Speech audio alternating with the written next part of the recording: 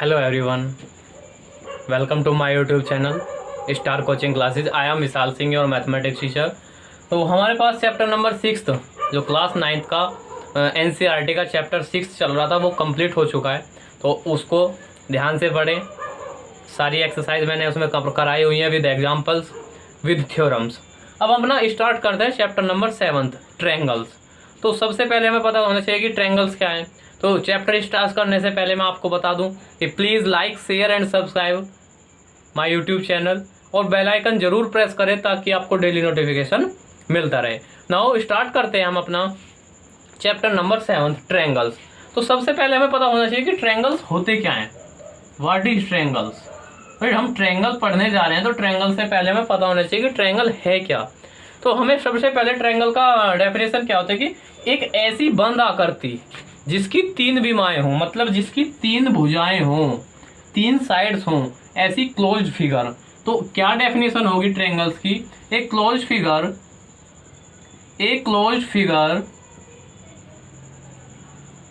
Which have only 3 sides.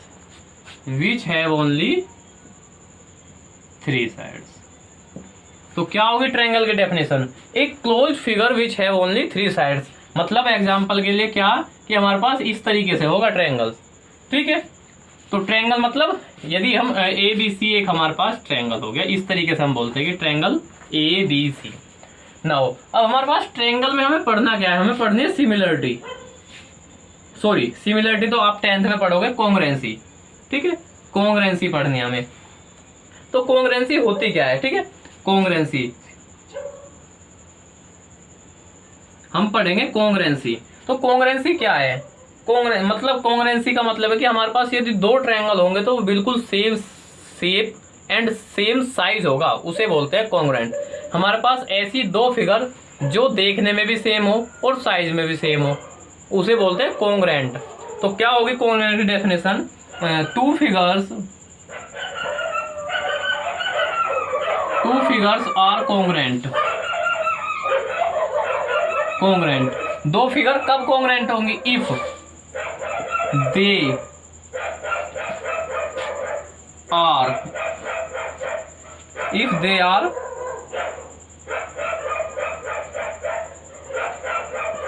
They are the same shape and same size. ठीक है भाई, हमारे पास 2 फिगर कॉन्ग्रुएंट तब होंगी जब केवल उनके साइज और शेप बिल्कुल सेम हो। जब 2 हमारे पास फिगर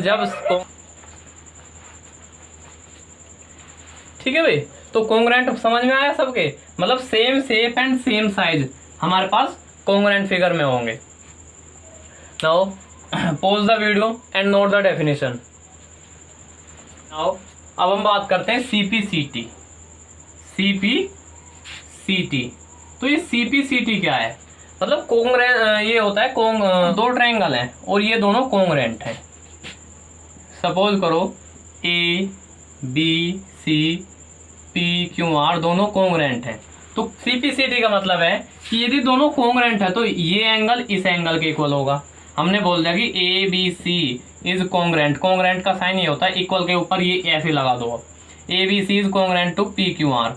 तो angle B is equal to angle Q, angle A is equal to angle P, angle C is equal to angle R. मतलब जैसे ए बी सी लिखा तो ए पी क्यू आर, तो ए पी के इक्वल होगा। Angle A is equal to angle P, angle B is equal to angle Q, angle C is equal to angle R. भाई first पे A P के equal, B Q के equal और C R के equal. तो angle C angle R के equal. तो इसको क्या बोलते हैं? मतलब ये होगा यदि ये दोनों ट्रायंगल कॉन्ग्रुएंट हैं तो हम बोलेंगे कि सीपीसीटी का फुल फॉर्म होती है कोरस्पोंडिंग पार्ट्स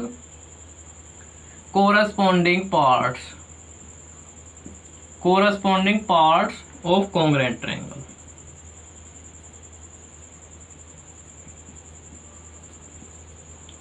ठीक है, तो corresponding part of congruent triangle. तो कॉन्ग्रुएंट ट्रायंगल के कोरस्पोंडिंग पार्ट हमेशा इक्वल होते हैं, are always equal. Corresponding parts are always equal. तो एंगल तो इसके कोरस्पॉन्डिंग पार्ट्स में लिख दे रहा हूं इन दोनों ट्रायंगल्स के, तो कोरस्पॉन्डिंग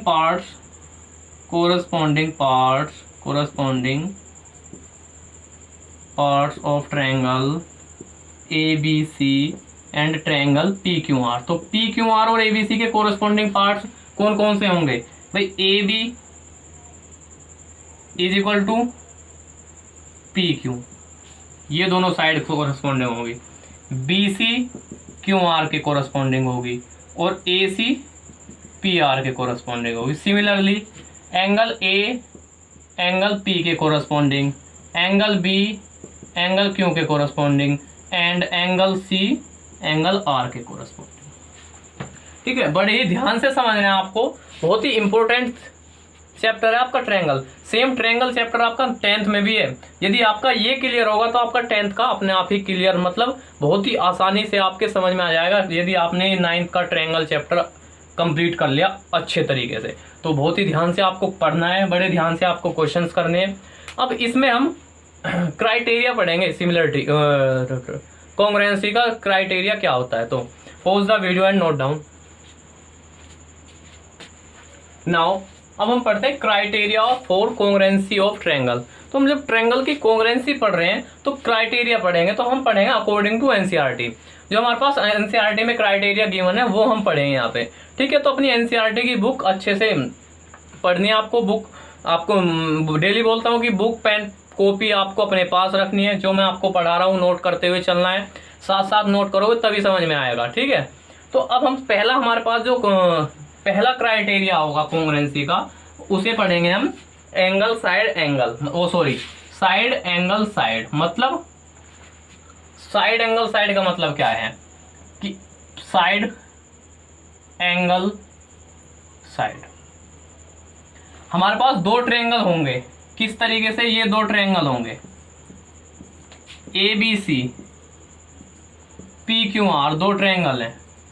ठीक है, हमने कहा कि इन दोनों को कॉन्ग्रुएंट दिखाना है SAS प्रॉपर्टी से। तो SAS प्रॉपर्टी कब लगेगी? देखो, ये साइड इस साइड के इक्वल, ये साइड इस साइड के इक्वल, और इन दोनों का बीच का एंगल इक्वल होगा। ये नहीं कि ये एंगल इस एंगल के इक्वल, नहीं भाई, ये साइड इस साइड के इक्वल, ये साइड इस साइड के इक्वल। तो इन दोनों एंगल साइड के बीच का एंगल इक्वल होगा, तो हम बोलेंगे कि साइड एंगल साइड, इसमें क्राइटेरिया लगेगा कॉन्ग्रुएंसी का। ठीक है, तो हम बोल सकते हैं यहाँ से कि ट्रायंगल, यहाँ लिखेंगे हम triangle ABC and triangle PQR में क्या कि AB is equal to PQ, AC is equal to PR and angle A is equal to angle P। तो यहाँ से क्या होगा? तो hence we see that triangle ABC is similar to triangle PQR। कौन सी प्रॉपर्टी लगाई? By SAS congruency rule. ठीक है, तो आई होप सबके समझ में आया होगा। यदि समझ में ना आया तो वीडियो को बार बार देखें, पॉज करो, बार बार देखें। तो hence pause the video and note down. Now start करते हैं हम क्वेश्चन एग्जाम्पल नंबर 1। तो हमारे पास एग्जाम्पल नंबर 1 फिगर 7.8 और जो हमारे पास पेज नंबर है 113। तो 113 आपकी एनसीईआरटी का बुक का, और फिगर नंबर 7.8 हमारे पास इस तरह की फिगर बनी हुई है कि AB और CD एक दूसरे को इंटरसेक्ट कर रही है एट पॉइंट O। ठीक है, और फिर हमने AD और AB को CB को ज्वाइन कर दिया। नाउ हमारे पास गिवन है OA, मतलब यहाँ से यहाँ तक is equal to OB, OA is equal to OB and OC is equal to OD। ये चीज हमारे पास गिवन है, मतलब ये वाली लाइन इस लाइन के इक्वल और ये लाइन इस लाइन के इक्वल हमारे पास गिवन है। अब हमें क्या प्रूव करना है? प्रूव करना है कि triangle AOD and BOC congruent है। तो जो चीज हमें प्रूव करनी है वही लेके चलते हैं। In triangle AOD and triangle BOC, ये दो ट्रायंगल हमारे पास गिवन है। अब क्या करना है हमें? देखो हमारे पास क्या चीज है कि OA is equal to OB। भाई OA is equal to OB, तो OA इस ट्रायंगल में है और OB गिवन, ये हमारे पास गिवन है। फिर उसके बाद AOB जो ट्रायंगल लिया हमने, AOB नहीं है ये भाई, AOD ट्रायंगल है, AOD एंड BOC। तो AO is equal to OB, अब OD is equal to OC, OD is equal to OC given. हमने अभी पढ़ा था कि SAS जो साइड एंगल साइड है उसमें दो तो साइड होनी चाहिए, ये साइड इस साइड के इक्वल, ये साइड इस साइड के इक्वल, और उन दोनों के बीच का एंगल होना चाहिए। तो ये देखो सपोज करो ये वाला एंगल है, एंगल 2 ले लिया और ये एंगल 1, ठीक है। तो हमें क्या देखना है कि एंगल 1 इक्वल टू एंगल 2 है या नहीं है। क्यों है? नहीं, दो लाइन एक दूसरे को इंटरसेक्ट करती हैं तो क्या बनते हैं? वर्टिकली अपोजिट एंगल, और vertically opposite angle is always equal. तो एंगल 1 इक्वल टू एंगल 2, क्यों? क्योंकि ये वर्टिकली अपोजिट एंगल बन रहे हैं, ठीक है। अब हमारे पास वर्टिकल अपोजिट एंगल बन गए तो क्या मिलेगा? ये साइड इस साइड के इक्वल, ये साइड इस साइड के इक्वल, ये दोनों एंगल बीच का इक्वल। तो हम क्या कह सकते हैं यहाँ से? Triangle AOD। देखो ध्यान से करना, हम चले AOD, तो ये वाला पॉइंट किस पॉइंट के इक्वल है? भाई ये साइड ऐसे चले थे तो हम यहाँ से चलेंगे ऐसे, BOC is congruent to BOC by कौन सी property? By SAS congruency rule, ठीक है भाई, कॉन्ग्रुएंसी क्राइटेरिया या फिर कॉन्ग्रुएंसी रूल। ओके, नाउ अब हमें प्रूव करना है कि AD,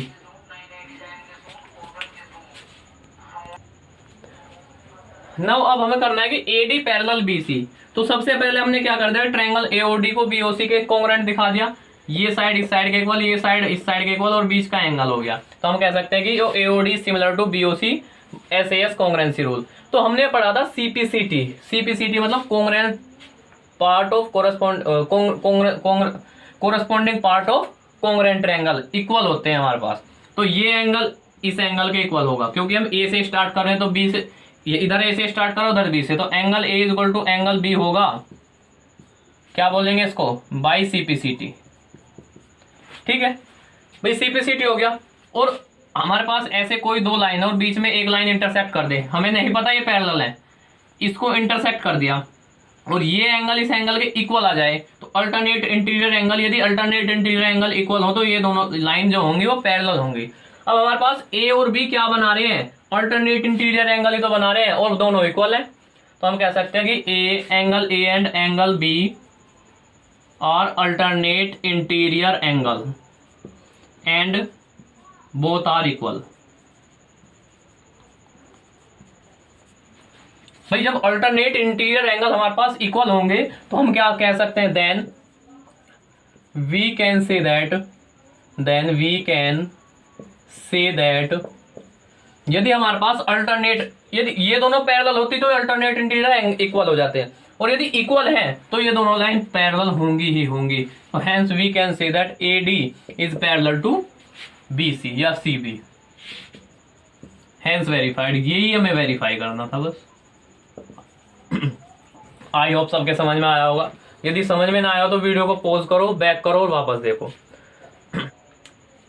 pause the video and note down. Now start करते हैं हम एग्जाम्पल नंबर 2। हमारे पास पेज नंबर 114, पेज नंबर 114, ठीक है। क्वेश्चन पढ़ो। ये गिवन है कि AB is a line segment, एक AB हमारे पास लाइन सेगमेंट है, तो AB is a line segment, ठीक है। And L line is it's perpendicular bisector. जो ये L लाइन है, L ये इसका परपेंडिकुलर बाइसेक्टर, मतलब ये 90 डिग्री बना रहे हैं यहाँ पे, और इस साइड को इक्वल डिवाइड कर रहा है, ठीक है। तो ये पॉइंट C पर डिवाइड कर रहा है, ये P जो लाइन L है इसका परपेंडिकुलर बाइसेक्टर है, मतलब AC is equal to CB and angle this is equal to 90 degree. Now if a point P lies on L, एक पॉइंट P है जो L लाइन पर लाई करता है, ठीक है। तो P इज द, हमें क्या करना है? So that P is the equi distance from A and B। तो P को हमें इक्वी डिस्टेंस शो करना है A और B से, मतलब P A से और B से इक्वल है, मतलब क्या चीज? इस लाइन को इस लाइन के इक्वल हमें शो करना है। तो हमारे पास गिवन क्या है? सबसे पहले गिवन लिखो भाई, जब ये परपेंडिकुलर बाइसेक्टर है, line L is perpendicular bisector, perpendicular bisector किसका परपेंडिकुलर बाइसेक्टर है? ऑफ AB का परपेंडिकुलर बाइसेक्टर है। इसका मतलब हम कह सकते हैं कि AC